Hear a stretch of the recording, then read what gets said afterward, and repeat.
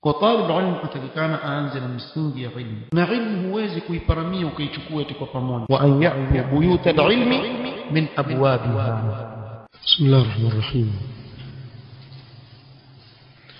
Alhamdulillahi Rabbil Alamin. والصلاة والسلام على رسوله الأمين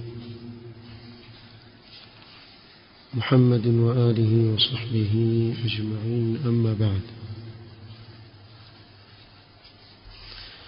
leo ikiwa ni tarehe 19 mwezi wa Jumada al-Akhirah mwaka 1442 katika darasa ya risala al-usul al-thalatha للإمام المجدد محمد بن عبد الوهاب رحمه الله تعالى بشرح معالي الشيخ صالح الفوزان حفظه الله تعالى. tulianza katika kikao kilichopita al-aslu athani معرفة دين الإسلام بالأدلة. msingi wa pili ambao ni katika misingi ya wajibu kwa Muislamu kuifahamu ni kujua Uislamu kwa dalili. Bimaana kila jambo analolifanya ni wajibu juu ya Muislamu afahamu ni kwa nini afanya jambo lile katika dini ya Allah subhanahu wa ta'ala. baada ya kutaja msingi huo, قال رحمه الله وهو 3 مراتب. na huu Uislamu una daraja 3. الإسلام daraja ya kwanza ambayo ni chini kwenda juu ni Uislamu. قال العلامة الفوزان ومعنى المراتب الدرجات. معنى مراتب لدرجة، لأننا قلنا إن الدين 3 درجات بعضها أعلى من بعض. sababu tulisema kuwa dini ina daraja 3, baadhi yake ziko juu ya nyingine. أول مرتبة من مراتب الدين هي الإسلام. daraja ya kwanza katika daraja za dini ni Uislamu. ثم بعدها الإيمان. kisha daraja inayofuata ni daraja ya iman. huyo kwanza ni muslim, wa pili ni mu'min. ثم بعدها الإحسان. kisha daraja ya juu kabisa al-ihsan, ambaye aliyo katika daraja hii huitwa muhsin.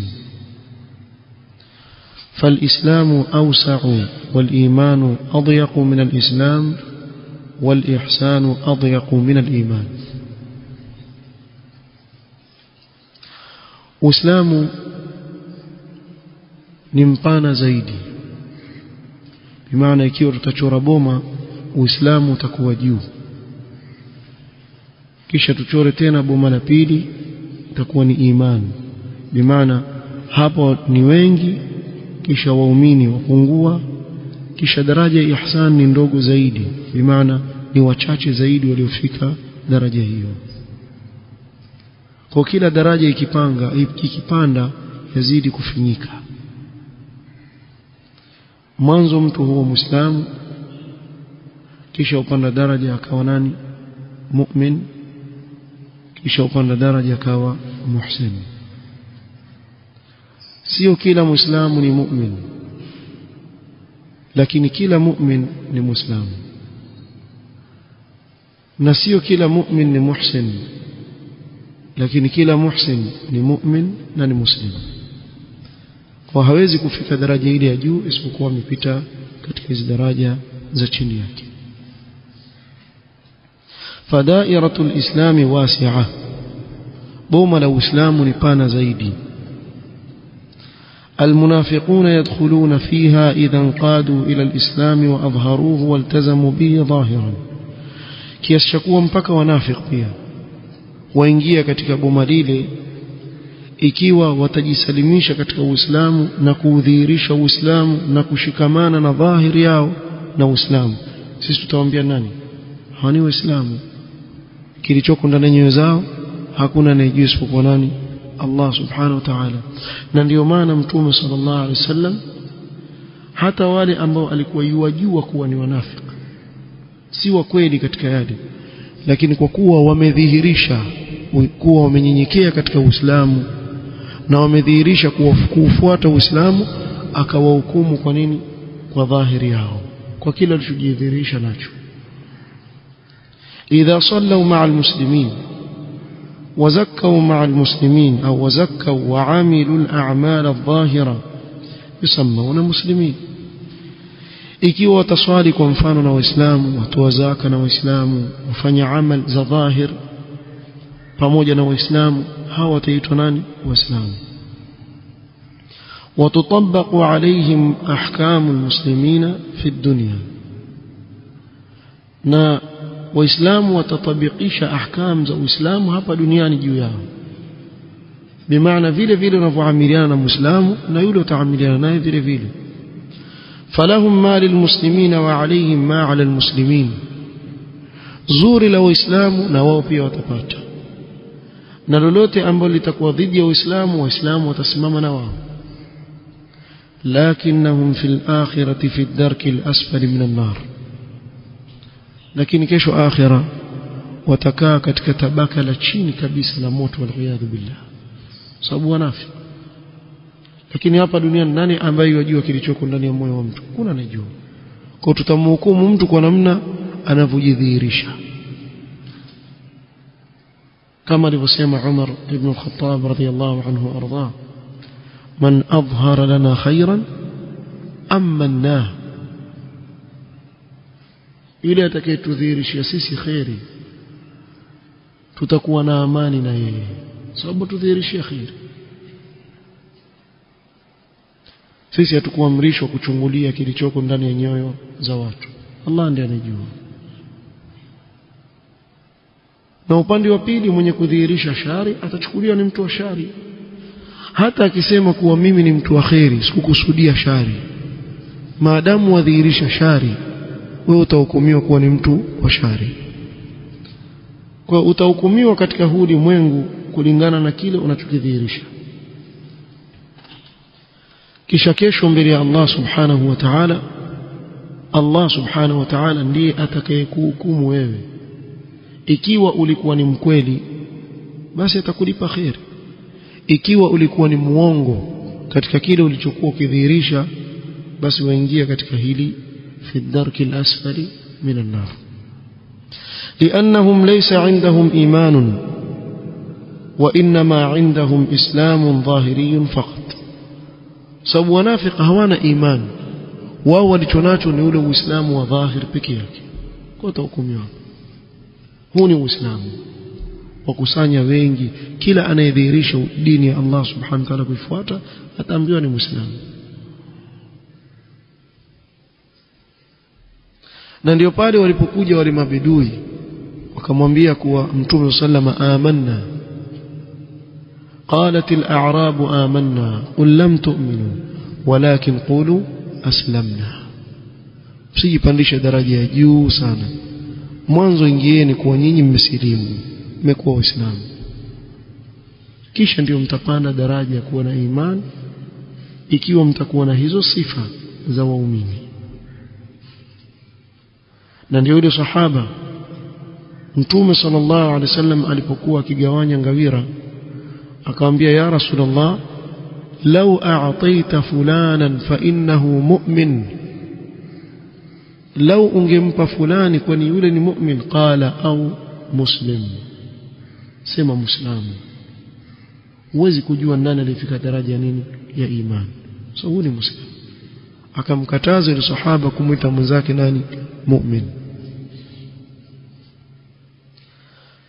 قال والإيمان والإحسان قوله والإيمان هذه هي المرتبة الثانية إيمان ndio martaba ya pili والمؤمنون يتفاوتون na waumini watafautiana منهم المقربون ومنهم الأبرار kuna wale ambao ni almuqarrabun hawa ndio walio katika daraja ya juu kabisa walio karibu zaidi na Allah subhanahu wa ta'ala na Allah subhanahu wa ta'ala jambo kama hili pia amelizungumzia kwa mfano katika suratu al-waqi'a akawataja hawa almuqarrabun sema was-sabiquna as-sabiqun ulaika al-muqarrabun fi jannati an-na'im ومنهم الأبرار نواكو katika wao wema والمقربون هم أصحاب أعلى الدرجات المقربون ndio wale ambao daraja yao iko juu kabisa na hawa ndio watakapoingia peponi katika neema zao Allah akasema wahurun 'ain kaamthali al-lu'lu'il maknun jazaa'an bima kanu ya'malun alipowazungumzia ashabu al-yamin hakutaja kuwa na wao wana hurun 'ain wao wana inna ansha'nahunna insha'a faj'alnahunna abkara 'urban atraban li ashabi al-yamin kwa sio kila atakayeingia peponi atapata hurun 'ain wale ni watu wale wa daraja ya juu kabisa sasa wataka fanya bidii mahari yao ni kujibidiisha hapa duniani ufanye amali njema wala usiseme mimi natosheka bwana nilipofika ni kweli anaingia peponi ashafaulu hata akiwa katika daraja ya chini kabisa ataona hakuna mfano wake lakini subhanallah kuna watu wako katika daraja ambao wewe hujui yani lau kama utaona neema zao subhanallah ni neema kubwa sana Allah subhanahu wa ta'ala amewapa kwa fadhila zake na rehema zake kwa sababu ya amal walizozifanya hapo ulimwenguni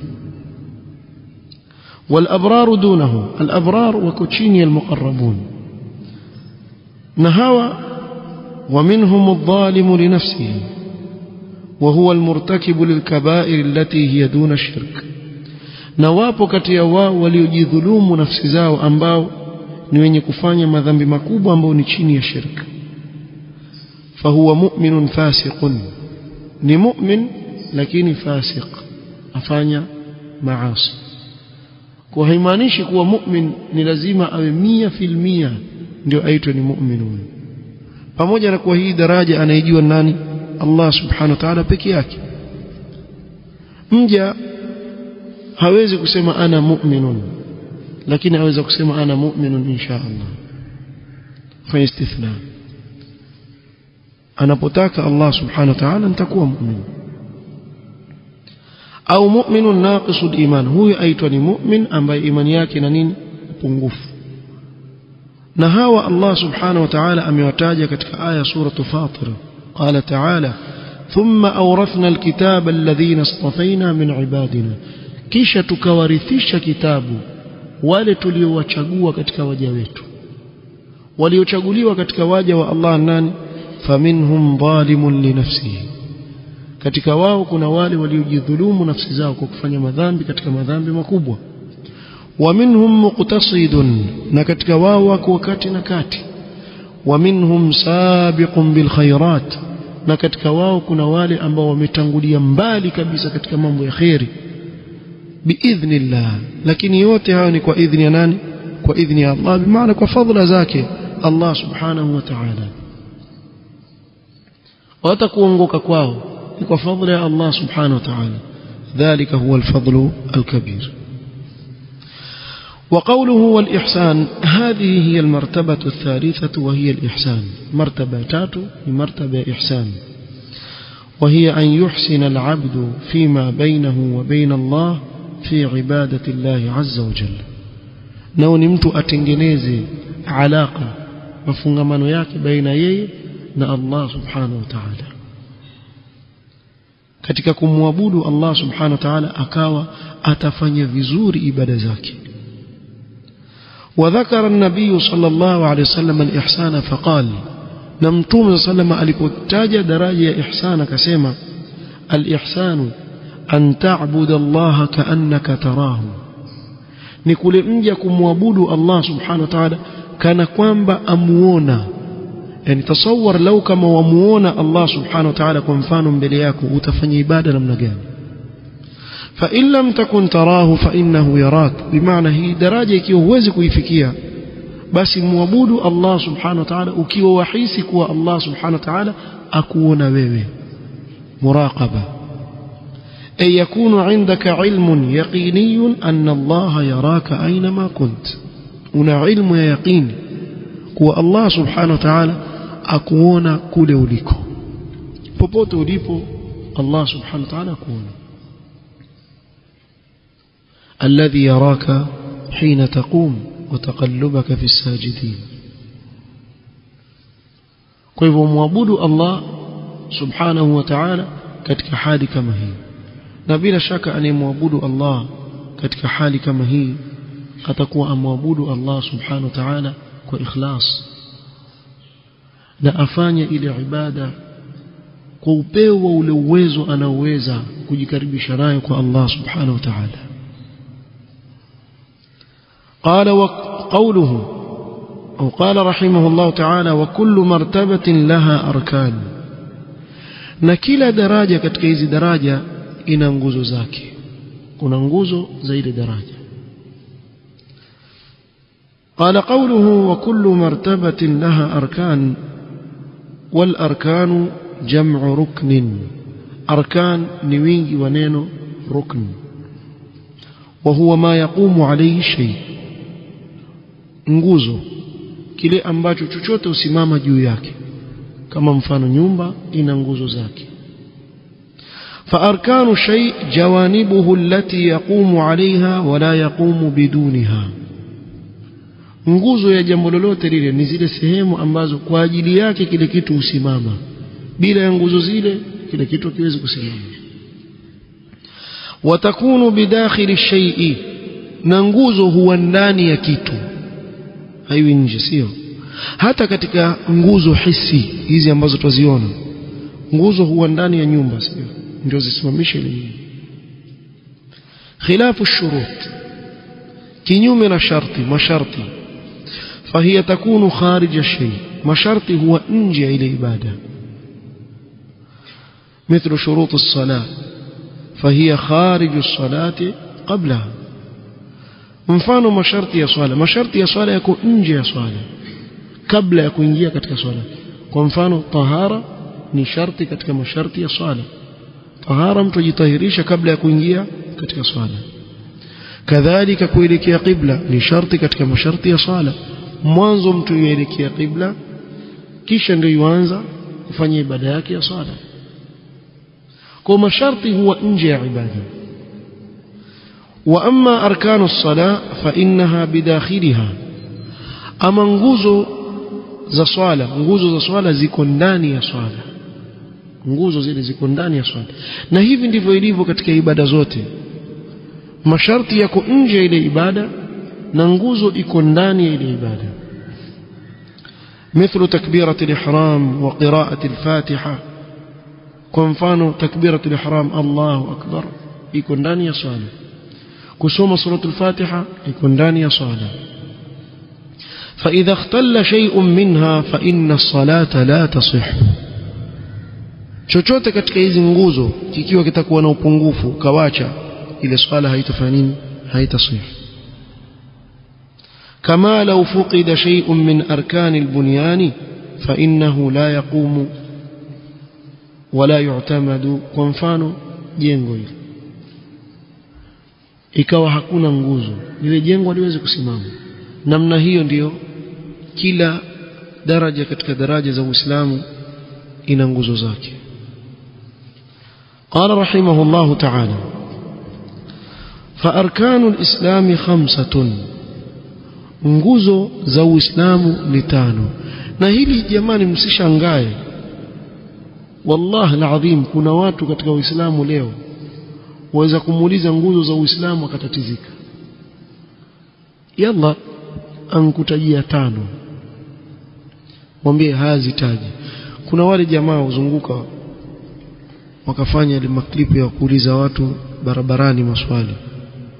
Mtu aulizwa barabarani maswali, jamaa aulizwa nguzo za Uislamu, asema kuamini malaika, kuamini vitabu, kuswali, achanganya tu, changanya samaki, papa, ukishtuka huko umetia nyama ya ng'ombe ndani, nyama ya mbuzi, changanya dhabi wa nun, kila kitu atia ndani, hajui maskini. Na hii wallahi ni hatari kubwa sana. Ikiwa mtu yuko katika jambo ambalo hata nguzo zake halijui, hajui hizo nguzo zake nini, hii hatari kubwa sana. Tulikuwa tukisema watu watafuti ilmu, watu wakaona sasa hii ya ziada hii si lazima kwa kila mtu. Lakini leo watu hawajui ilmu ya msingi katika yale mambo ambayo wahitajika lazima wayajue katika dini yao. Si mfahamu ilmu ya msingi haijui. Naweza kumuona mtu kama huyo mashaallah murtah wala ana wasiwasi, hana wasiwasi kabisa, na makosa makubwa sana. Na tuliyazungumza na tutaendelea kuyazungumza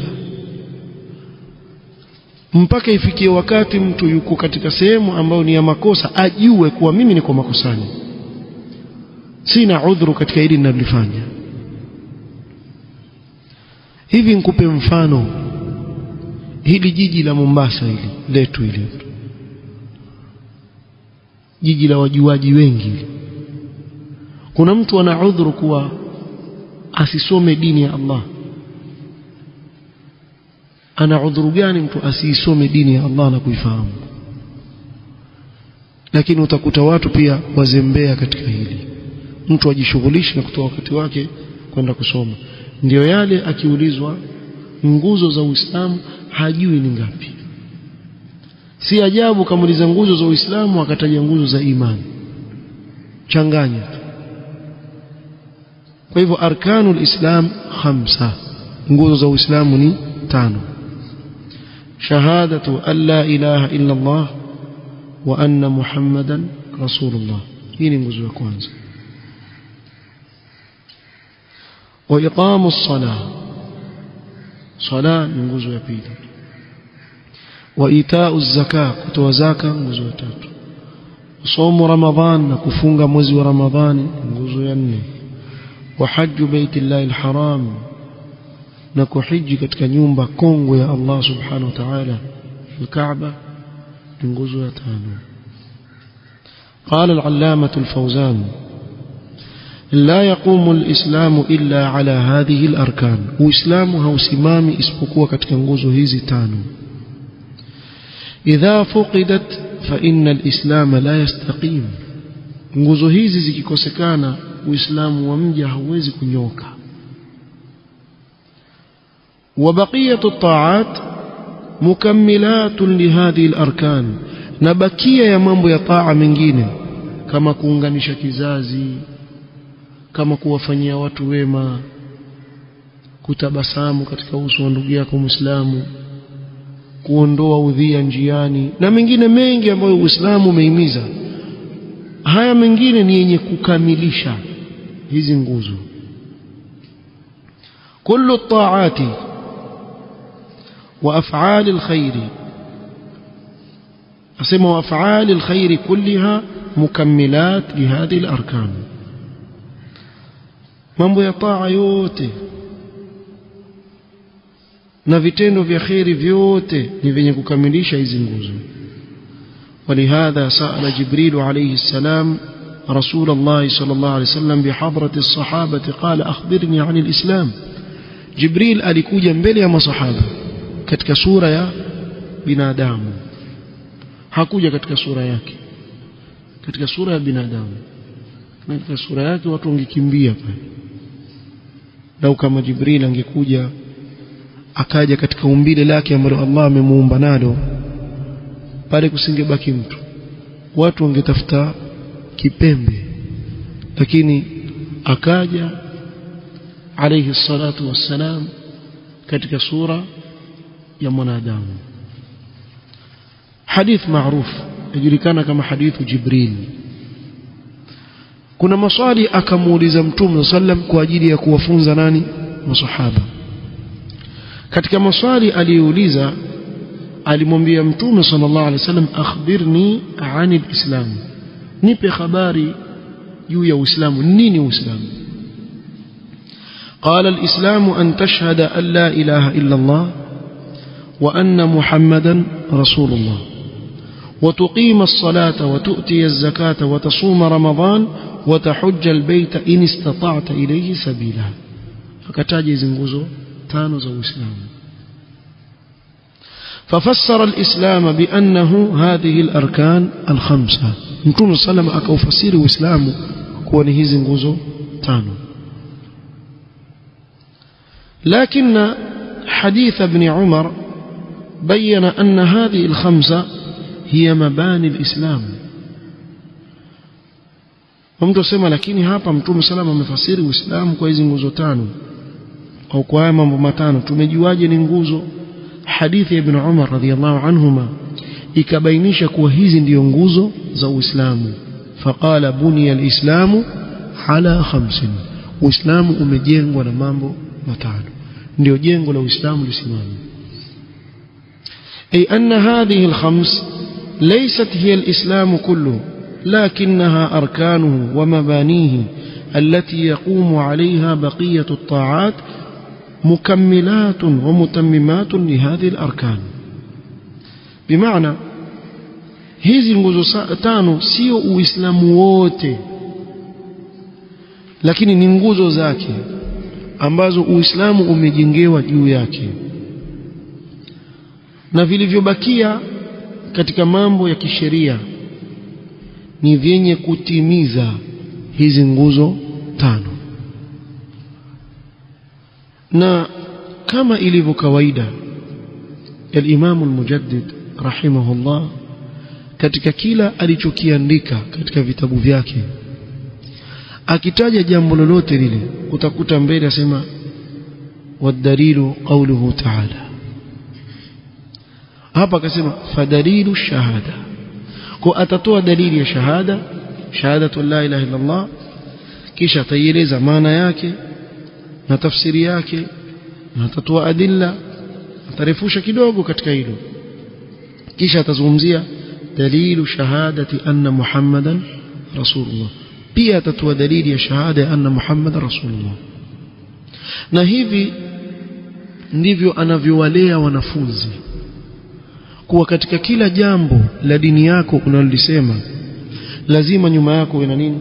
Na dalili katika kitabu cha Allah au sunna ya Mtume sallallahu alaihi wasallam. Na hii ni tarbia adhim jiddan, ni tarbia adhim ambayo Muislamu atakana alileke nayo. Na wallahi lau kama watu wangeshikamana na tarbia kama hii na ulezi kama huu wa kuwa mtu hendi isipokuwa kwa dalili, tungewaondoa katika uwanja wa da'wa waongo wote wanaokaa na kudanganya watu katika dini ya Allah. Ingelikuwa mtu akisimama akizungumza haondoki hivi hivi, jambo lolote ambalo limeshangaza watu, samani bwana, hayo unaozungumza una dalili gani? Akijua hapa nitaulizwa dalili, atasema mambo porojo porojo, hawezi kuzungumza porojo.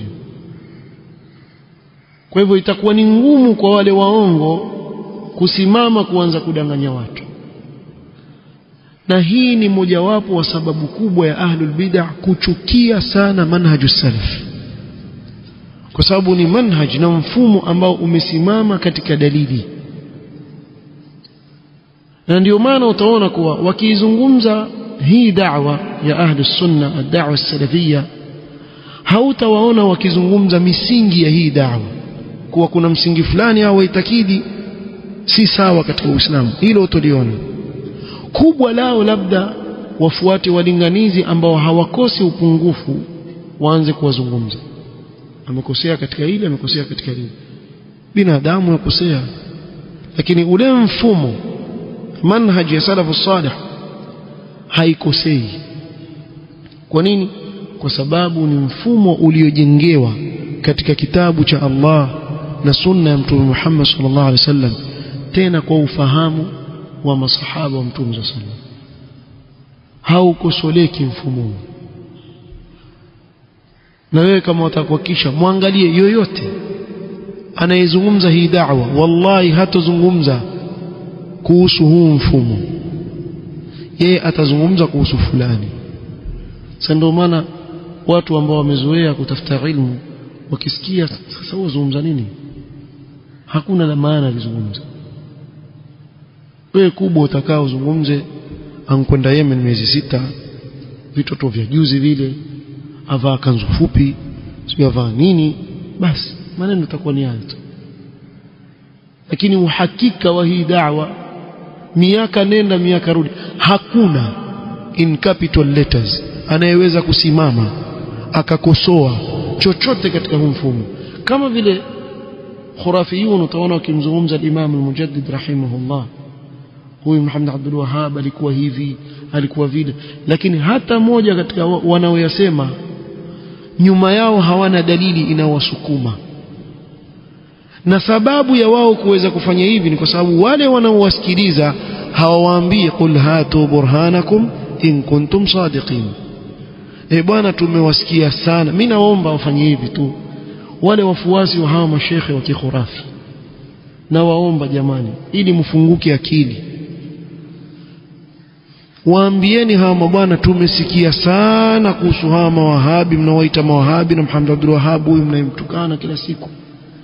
Hebu tuonyesheni katika vitabu vyake, nendeni katika vitabu vyake bila ya kufanya khiana ya kukatakata, maana khiana pia wanayo. Musome, mtuonyeshe kuwa hapa amepotosha Waislamu. Hebu tusomeni al-usul al-thalatha kwa mfano, mtawapa njia sahali. Al-usul al-thalatha hii, mwambieni shekhe yoyote wa kikhurafi achukue matn, si sharh, matn al-usul al-thalatha, kisha aanze kuishambua mwanzo mpaka mwisho, atoe kosa moja peke yake kisheria.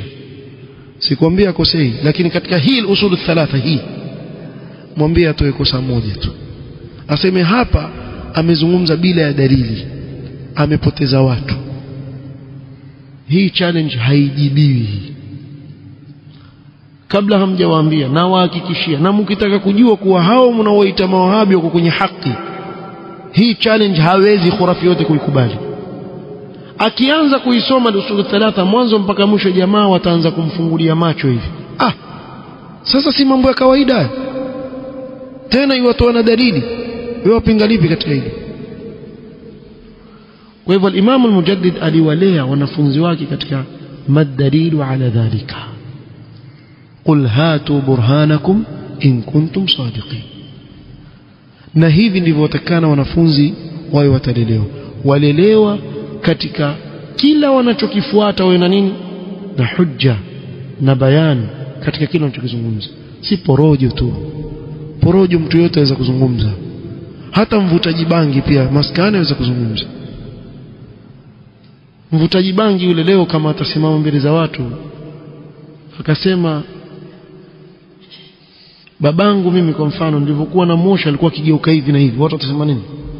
Bangi zako za kutuma vibaya, sio? Lakini aweza kusimama shekhe ananyoshwa vidole kwa shekhe akasema babake mpaka kaburini pia anaingia mwenyewe, na watu wakaamini. Sasa mtafautisha vipi baina ya mvutaji bangi na huyu mzima kichwa chake? Sasa mazungumzo yao yamfanana, ama mmoja aliketi pamoja na mwenzake. Lakini haya mtayafahamu kuwa ni si sawa wakati mtakapoambia nini, madalilu ala dhalika, qul hatu burhanakum in kuntum sadiqin. Kush mtawanyamazisha waongo wengi sana. Lakini lau kama watu watashikamana na msingi huu wa kuwa kila anachokifanya lazima na nini, na dalili, na hizo adilla tutakuja kusoma inshallah katika kikao kitakachokuja. Subhanakallahumma wa bihamdika, ashhadu an la ilaha illa anta astaghfiruka wa atubu ilaik. Barakallahu fiik.